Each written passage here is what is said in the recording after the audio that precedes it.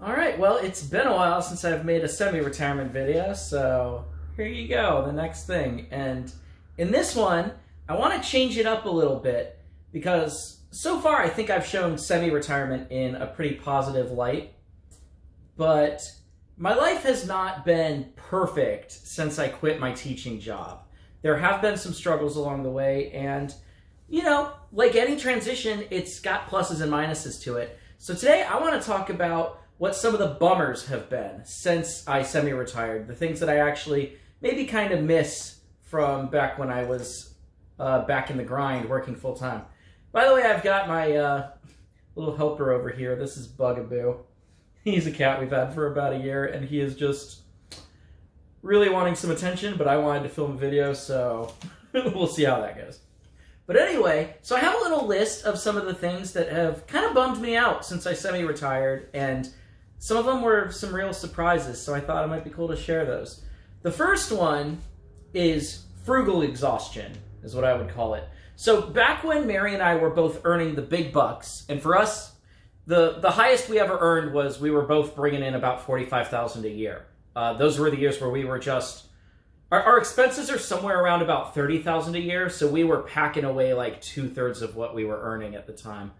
And we were very frugal back then, but somehow it feels different now, because now, like back then, if I decided to be lazy and, I don't know, stop cooking meals at home or stop comparison shopping on eBay, all the hundreds of different things that can be done to try to get your expenses lower than what typical Americans do, middle-class Americans. Like, back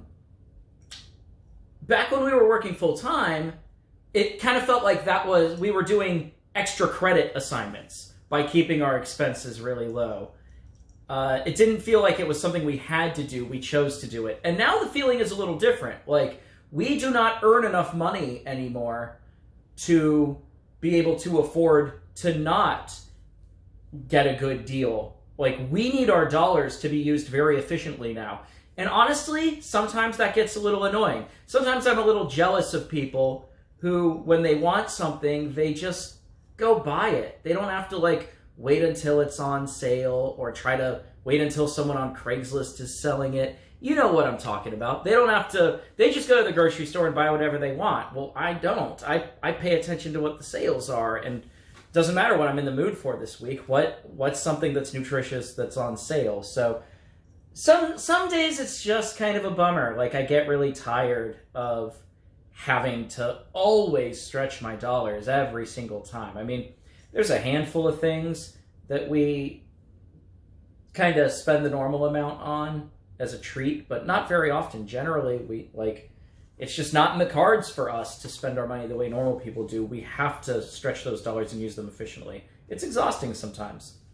Another struggle has been just making friends, and I can't tell how much of that has been because of the COVID-19 stuff and how much of it is our new schedule and the new people that we hang out with. I'll be honest, back when I felt like I had more in common with my coworkers back when I was a teacher than I do now. The way that I spend my free time is pretty different than the way my coworkers spend theirs now. Not saying one is better or anything like that. It's a little trickier to try to connect with my coworkers, and it's been tricky trying to make friends because my weekend is different from most people's. I did very intentionally, and I think I mentioned this in my last video, I actually shuffled my schedule around because I found it really important to have at least either Saturday or Sunday off, or else like 90% of the world can't be friends with me because they don't want to hang out on the Monday through Friday days. So anyway, it's just something that's been a struggle. Like, yeah, just I haven't really connected with any new people since we quit our jobs and moved a couple years ago.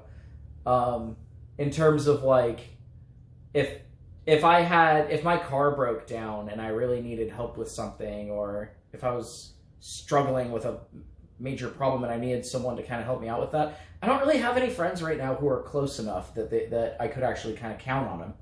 And that's kind of a bummer, but it's also pretty early in the semi-retirement phase of my life, so maybe that'll change. I'm not sure, but that's been a bummer. Just making friends has been kind of tough because it's no longer implied that we have the same schedule anymore.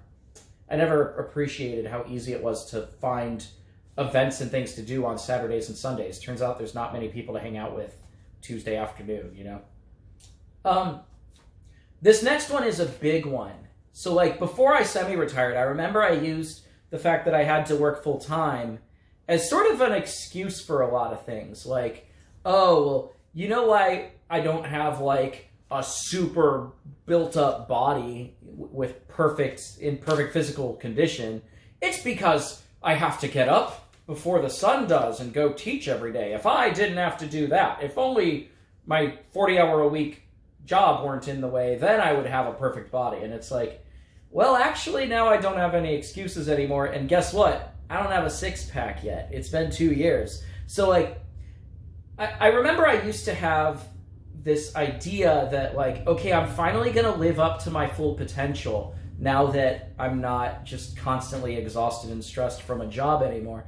And it turns out that that's kind of not the case. Like, the amount of willpower that I have to achieve things is still finite. And the fact that I have more free time, yes, there's more potential for me to achieve stuff, but I generally don't. I don't, like, furiously practice new skills and stuff like that. Like, I generally spend a lot of the time the way I used to spend my old weekends, which is just chilling, playing video games or something. So that's been kind of a surprise for me that, like, my potential for the amount of stuff I can achieve, for me personally, is not matching the actual output that I've gotten since I semi-retired. And I guess you could say that's kind of a bummer. I'm sort of coming to terms with it that, like, I don't know if my goal is necessarily to achieve things anymore anyway. I think my goal is to just feel good.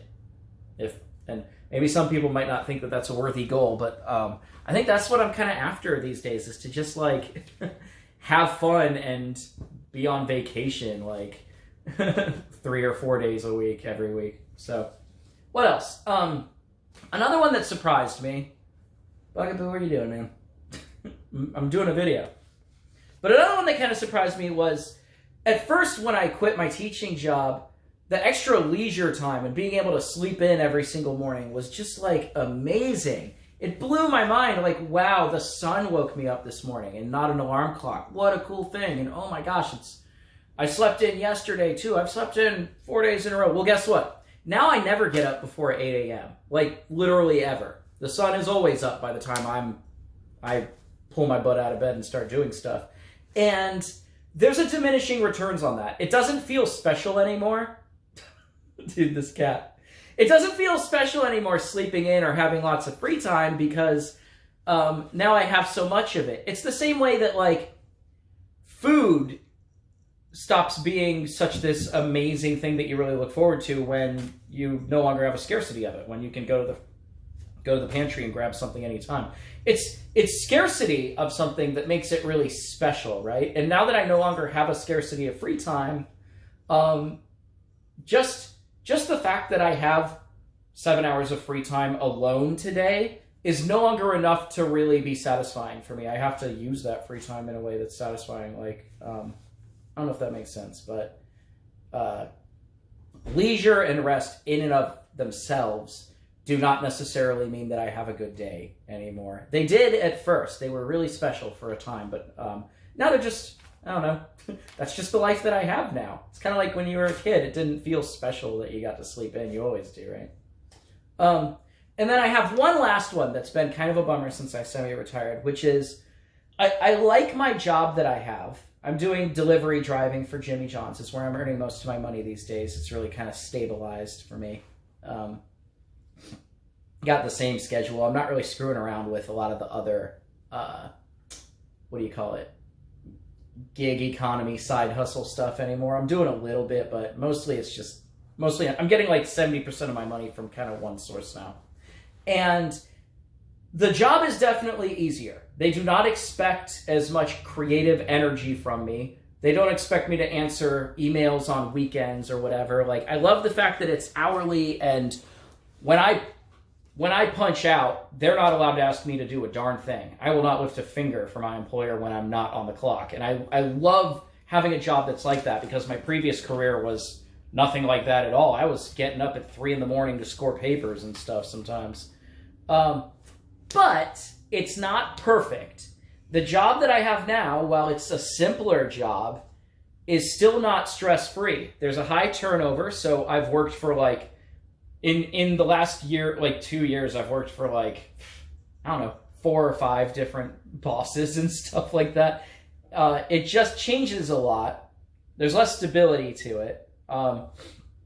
And it's just not stress-free. Sometimes I get coworkers who are just being unreasonable, or with the COVID stuff, like sometimes the COVID policies are being enforced differently by different managers and stuff like that. And I like the job, but there are some days where I come home and it's hard for me to enjoy my free time because I'm stressed out about some stupid nonsense that happened at work that day.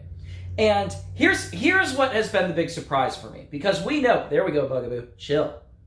Yeah. So like, we all know that having FU money is important. Having enough money where you can walk away from a job means you now have some leverage at that job. They have to treat you right if they want to keep you, right? And we've got the FU money, obviously. But one thing that surprised me was like, just having the FU money in and of itself it's not a magic wand that makes my job like a lovely, joyful experience every single day. The problem is, even if you have FU money, that doesn't, like, you still have to go through the effort of negotiating with the people in charge if you think you're not being treated fairly. And you have to decide what your boundaries are going to be. And then the actual act of using the FU money to make sure that you have a comfortable work environment, that takes some effort. Just having the FU money is obviously the most important part, but it still requires work, even though, and there have actually been some times where I kind of had to say, listen, like, this particular thing that's happening is unacceptable for me. Like, you are going to have to choose between making this right or losing me as a worker. And no hard feelings, but that's the way it is. But like, it's really stressful laying that on the line and having those conversations. Even if I do know I have a backup plan, I've got the FU money. I could not work for a few months while I find something better, but it still takes effort to go find something better, right? To do the applications. I've gotten really good at the job that I have now. I don't really want to go do a different job where I don't even know how to do anything there yet. So the FU money just by itself doesn't create a perfect work environment passively. It still requires effort to have a work environment that's good. And, it still requires having to leave a job occasionally if things get bad. And yeah, that's kind of a pain in the neck. It's a big contrast from back when I had a career where it would take things being really, really wrong for me to switch jobs, because that would really sidetrack my progress towards financial independence. But now it's really just a matter of it's just annoying having to having to throw my weight around from time to time. Like, why can't everything just stay like really comfortable? But life tends to not do that. It's hard. Even if you find a job that's perfect for a while, after a couple months go by, if it's a job with high turnover, well, now you've got a whole bunch of new people and it's not perfect anymore. Sometimes you get terrible coworkers and then 3 months go by and they're all gone. And it's just, so my chill semi-retirement job has definitely had ups and downs. And yeah, that's about it. For the most part, it's been really cool, but my life is definitely not stress-free, even though I'm not a full-time teacher anymore. There's still relationship issues, there's loneliness, there's, I don't know, you set personal goals for things that I want to do, and sometimes I make good progress on them, and sometimes I encounter lots of setbacks. So, like, that part's been interesting, that my life still has maybe a little less frustrations in it, fewer or whatever, than before, but there's still plenty of frustrations in life. I don't think you can really get rid of them. I guess it would be interesting to hear from someone who's like Fat Fire, where they just have like a $5 million portfolio and they can get up each morning and do whatever the hell they want. And if they're stressed out about something, they just hire a person to make the problem go away. It would be interesting to hear from someone in a position like that if they still get stressed out and frustrated with the challenges that life tends to throw at you, or I don't know. But I've been surprised. Like, having a couple $100,000 in the bank still doesn't change the amount of daily frustrations that I have a ton compared to where I was before. It's just that now I kind of have a little bit more stamina to deal with them and time to deal with them. But yeah. All right. Well, hope you enjoyed this video. Sorry it took me a while to make one. I've just been, like I said, in this thing. You know, I don't have any excuse. I could have done one any day this week or whatever, but I didn't feel like it, so deal with it. All right. You guys stay safe out there. Hopefully this virus nonsense will be over someday. Who knows? Adios.